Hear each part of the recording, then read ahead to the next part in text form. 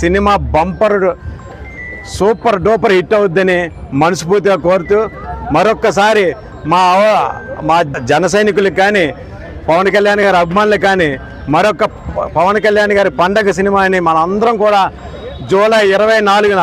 మరొకసారి పెద్ద ఎత్తున భారీ ఎత్తున పండగ చేసుకుంటామని మనస్ఫూర్తిగా